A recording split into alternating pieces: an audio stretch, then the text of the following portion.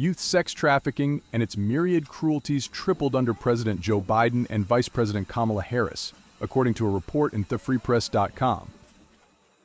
Thefreepress.com described some of the harms inflicted on youth migrants under the lax policies set by Biden's border chief, Alejandro Mayorkas' tenure.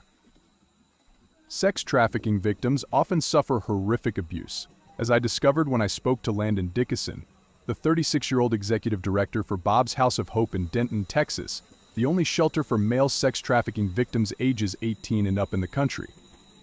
Dickeson says they've seen teens from Central and South America who have been so tortured by their traffickers they can barely function. Dickeson described caring for teens who have brain damage from being so heavily drugged, teens who have had their fingernails pulled out and lemon juice poured on wounds.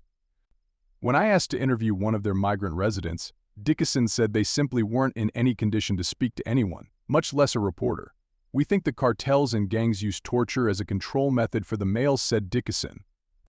"They're not going to fight back if they chain their victims to a radiator, beat them up frequently, or drug them." The abuse and prostitution may be forced on young migrants who are indebted to smugglers and their affiliated trafficking gangs in the United States. If they cannot pay their debts, their families can lose farms and homes to the banks that hold the loans. The rising number of youth sex trafficking cases were posted at the Department of Health and Human Services when The Free Press demanded the data under the Freedom of Information Act. The agency is responsible for checking and issuing certification and eligibility letters to the children and youths who first request aid after escaping sex traffickers.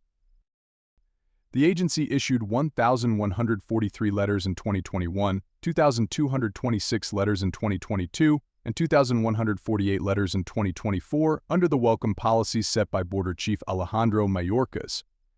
The agency has not posted any data since the first week of September 2023. The incomplete data adds up to 5,517 letters since October 2020, or an average of 1,837 letters per year. Under President Donald Trump, the number of letters averaged 562 per year, or just one-third of the record reached under the guidance of pro-migration progressives. The number of child cases under Biden and Mayorkas is 3 times their adult caseload, according to the agency data. Mayorkas' easy migration policies were unchallenged by Harris when she ran away from the border issue in 2021, as Biden tried weakly to get control over Mayorkas and his business backers. She also endorsed Mayorkas' overall policies in her campaign's economic platform. There is likely to be some fraud in the process, like in the U visa for crime victims, because it allows youths to be treated as refugees and put on a fast track to the very valuable prize of citizenship. But there is much evidence that many of the 540,000 unaccompanied alien children welcomed by Mayorkas either volunteer for abusive work or are forced into abusive work. At least 50% of the UACs are older teenagers or are young men who pretend to be younger than 19. Federal investigations into sexual trafficking of UACs under President Donald Trump were stymied when then Kamala Harris added language to a spending bill that barred information sharing with the Immigration and Customs Enforcement Agency. Federal agencies have done little to stop the sex trafficking, whistleblowers told The Free Press. Deborah White, another whistleblower who worked at the same government-funded shelter, testified that migrant children were handed over to improperly vetted sponsors who used fraudulent IDs and different addresses to procure numerous unrelated children. "I had multiple cases that I reported on," said White, meaning she reported suspicious sponsors to her supervisor. One in particular where we sent 329 children to one address, 2 garden apartment buildings in Houston, Texas. The supervisor, White told The Free Press in an interview, took no steps to investigate further, but instead told White that she wasn't moving migrants out of the facility quickly enough.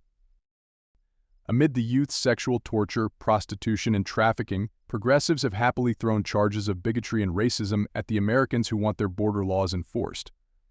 Trump has been tapping into a long and tawdry history of U.S. nativism by fear-mongering about immigration for some time now. He keeps at it because bigotry and racism offer some of the essential glue that binds his coalition together and makes it such a robust and incendiary political force, claimed Timothy O'Brien, the senior executive editor of Bloomberg Opinion, in March 2024. Immigration has always been a building block of us. Economic might, he added. Part of that migrant-enabled economic might comes from the covert employment of child migrants. In February 2023, the New York Times described the scale of workplace abuse, complete with photographs and captions. Christian works a construction job instead of going to school. He is 14. Carolina packages Cheerios at night in a factory. She is 15. Wander starts looking for day labor jobs before sunrise. He is 13. But the newspaper stopped following the child labor issue. It touched on Mayorkas and his extraction migration economic policy.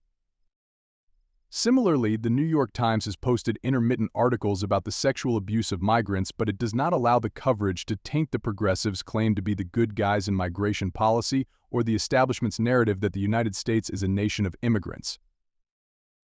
In general, editors at establishment media sites prefer to hire pro-migration reporters to cover the migration beat. In turn, those reporters focus their empathy on migrants' preferences and also hide the myriad harms and economic distortions caused by their favored policy.s. In September 2023, federal agencies and Houston police announced they had arrested 10 human traffickers. Numerous young girls will no longer be raped, sexually exploited, and beaten by the individuals arrested during this operation, thanks to the efforts made by our partners at the Houston Police Department, the U.S. Marshals Service, Homeland Security Investigations, and the agencies who make up the Human Trafficking Rescue Alliance, said FBI Houston Acting Special Agent in Charge David Martinez. Tragically, hundreds more underage sex trafficking victims won't be rescued because we do not know about them. Without the public's help, tormented sex trafficking victims remain in the clutches of manipulative criminals who seek only to enrich themselves at the expense of vulnerable juveniles. The successful operation got minimal media coverage. Mayorkas' DHS press office did not announce the arrest. But 5 days later, however, the media office announced a new service to help migrants apply for benefits. Weirdly, Mayorkas repeatedly describes himself as a moral champion for migrants because of his migrant parents, his sympathy for migrants, and his support for equity between Americans and foreigners. In May 2023, Mayorkas explained his pro-migration motivation during a graduation speech to the U.S. Coast Guard Academy. My drive has been defined by a very clear purpose. My mother's and father's life journeys were defined by displacement. My mother was twice a refugee, first from war-torn Europe and, 19 years later, with my father, my sister, and me from the communist takeover of Cuba. They are the primary engine of my drive and the primary reason why I work so hard, my purpose.